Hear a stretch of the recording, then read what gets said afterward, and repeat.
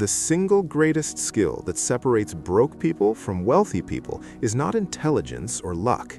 It is mastering the psychology of money.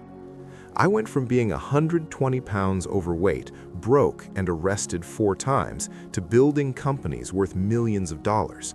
It's not because I'm special. I'm no different from you. It's because I stopped letting a broke mindset run my life. If you want to build real wealth, you need to break free from these 6 limiting beliefs that are keeping you broke. The first limiting belief keeping you poor is what I call the money script, a subconscious financial program you probably didn't even write yourself.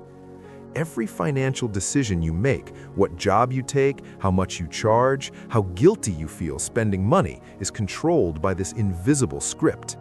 This is actual science. Financial psychologists have identified 4 types of money scripts formed in childhood before you even understood what money was. Type 1, the money avoider. These people believe money is bad and that they don't deserve it. They sabotage their own success. They often work in helping professions with very low pay and feel guilty about wanting money. Sound familiar? Rich people are greedy. Money is the root of all evil. Type 2, the money worshiper. They believe money will solve all problems. They chase it obsessively, but never feel they have enough. They hoard, prioritize work over relationships, always believing, I need 1 million, now 10 million, now 100 million to be happy. Type 3, the money status script. People tie their self-worth to their net worth. They overspend to keep up appearances. They hide finances from their spouse, feel anxious when others are wealthier. Research links this script to lower well-being and more unhappiness. Type 4, money vigilant. Chronic savers who live below their means but experience constant anxiety, never feel secure even with plenty. I identify most with money vigilant. Even with everything I've built, I still catch that anxious inner voice telling me it could all disappear tomorrow. Think about the phrases you heard growing up. Money doesn't grow on trees. Be grateful for what you have. Those aren't lessons, they're other people's thoughts. Write down your earliest memory about money. What did your parents say? How did they behave?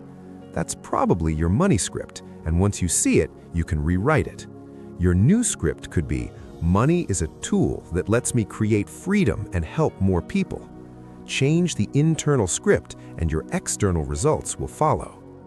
Number 2, the wealth ceiling. You will sabotage a $200,000 opportunity if you still see yourself as someone who only pursues a $50,000 opportunity. Your self-concept acts like a thermostat. It regulates how much money you make and unconsciously keeps you at the same level. If you make $150,000, you'll spend an extra $50,000. If you drop to $80,000, you'll stress until you're back at $100,000. Your identity controls your income. For me, I was stuck at $85,000 a year. I created an identity around it. When I started making more, I'd sabotage myself without even realizing it. Here's how you change this. Write, I'm the kind of person who, and finish it honestly. Whatever your current financial identity is, write it down.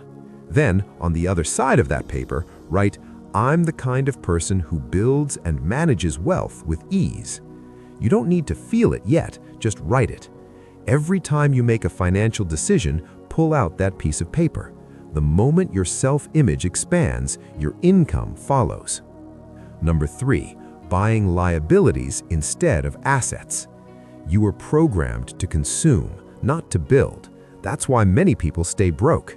As Robert Kiyosaki put it, the rich buy assets. The middle class buys liabilities thinking they are assets. Wealth comes down to 2 simple categories. An asset puts money in your pocket, a liability takes money out.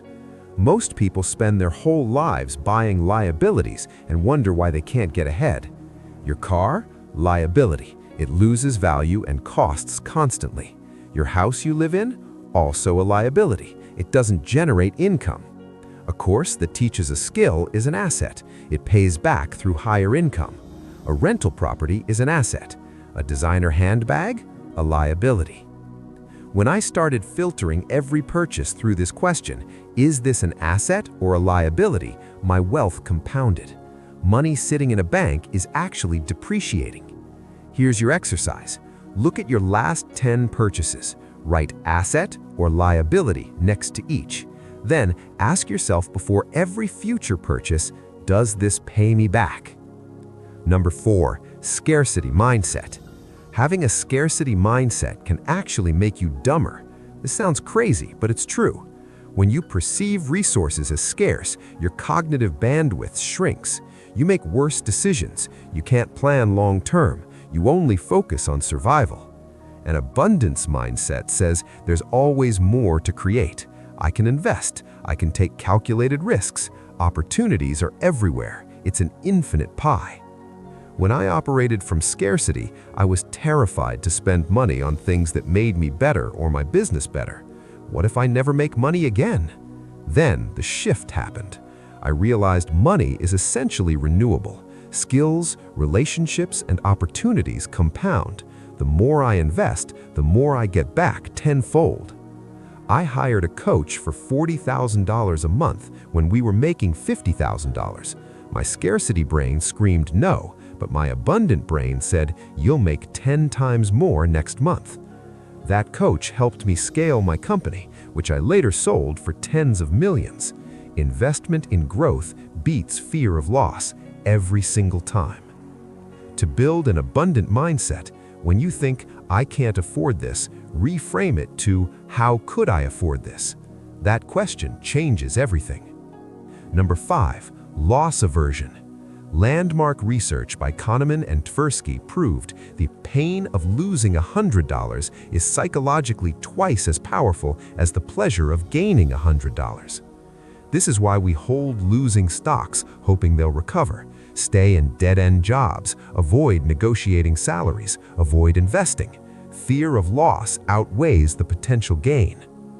I stayed 2 years too long in a terrible job because I felt like leaving meant losing. But staying cost me so much more: money, mental health, and years of my life. Your brain is designed to protect what you have, not to pursue what you could have. That's why most people never take the risks needed to build wealth. You're not broken, you're human. We're all wired this way. I'm wired this way. But you can break the cycle by reframing every loss as tuition.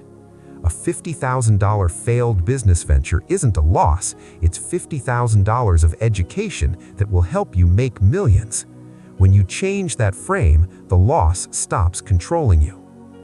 Number 6, and arguably the most important, the time trap.